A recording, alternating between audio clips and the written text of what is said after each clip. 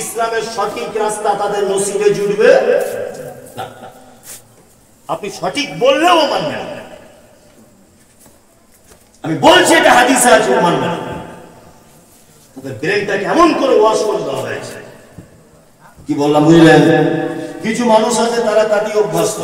আমি একটা ছোট্ট করে একটা জিনিস বোঝানোর জন্য বলি ওদের অবস্থা কেমন।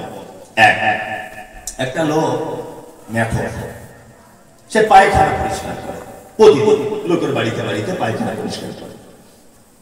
এখন পায়খানা পরিষ্কার করে একদিন টাটকা পায়খানা পরিষ্কার করে আসছে একজনের বাড়ি থেকে, হাতে আছে তার বালতি একটা ঝাঁটা, মেথরদের কাছে থাকে না ঝাঁটা বালতি থাকে, সাইকেলে করে ঘুরে যাই হোক।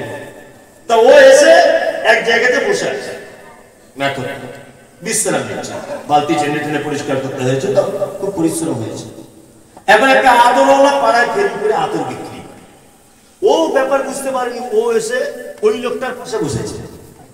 এখন হালকা গন্ধ বার হচ্ছে ওর গা থেকে, এ তো আতরওয়ালা, আতরওয়ালা বারবার নাক ধরছে, মুখ ধরছে, কি ব্যাপার লোকটার গাতে গাতে গন্ধ। ও তখন কি করেছে, জান্নাতুল ফেরদাউস আতর বার করে ওর গায়ে একটু লাগিয়ে দিয়েছে, ওর গায়ে একটু ঘষে দিয়েছে। কি বলা বুঝলেন? ওর গায়ে যখনই ঘষে দিয়েছে তখন আতরওয়ালা মানে পায়খানা যে পরিষ্কার করে মেথর, ও ছটফট করে অজ্ঞান হয়ে গেছে। এই বেচারা খুব বিপদে পড়েছে, যে আমি ছিলাম ভালো, আমি তো জীবনে কোনোদিন কাউকে মারধর করিনি, গাল দিইনি, এই অজ্ঞান হয়ে যাচ্ছে, কঠিন ব্যাপার।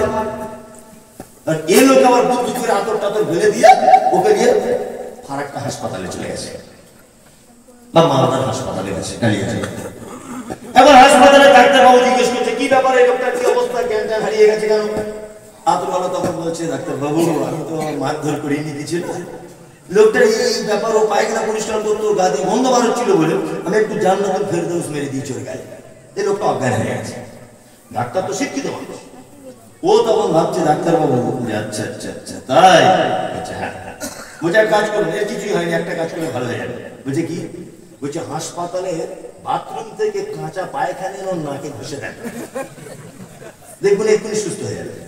আতরওয়ালা এখন বাধ্য হয়ে লোকটাকে তো বাঁচাতে হবে, ও এখন কাঁচা পায়খানা নিয়ে ওই লোকটা নাকে ঘষে দিয়েছে, লোকটা পুরো সুস্থ।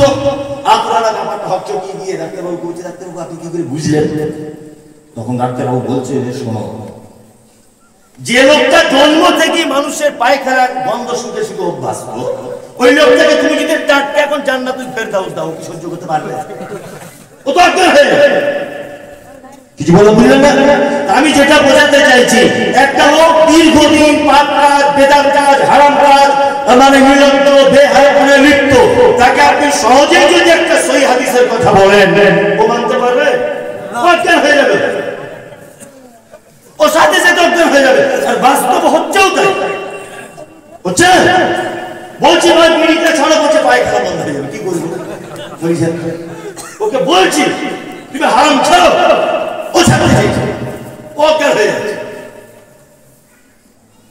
তার মানে মানুষ যে কাজে ছোট থেকে অভ্যস্ত হয়ে গেছে, ওই পথে যদি চলে ওর জীবনে সফলতা আসবে না, ও ফাসিক অবস্থায় মারা যাবে।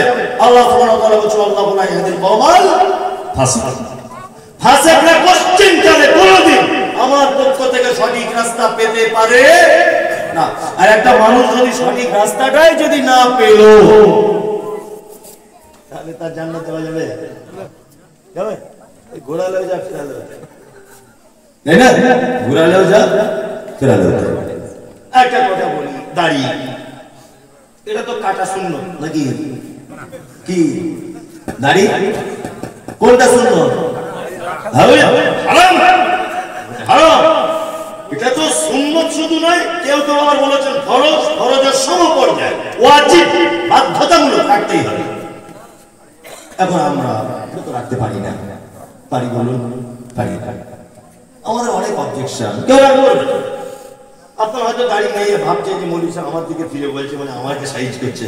একদম, আপনি আমার দিনী ভাই, আপনাকে ভালোবাসি, আপনাকে খুব ভালোবাসি। আপনি এইটা শোনার পরে তো রাখতেও পারেন, তাই না? বলছি মানুষের অনেক অভিযোগ, কেউ বলছে আমার চুলকায় হয়েছে, খুব খুব চুলকায়,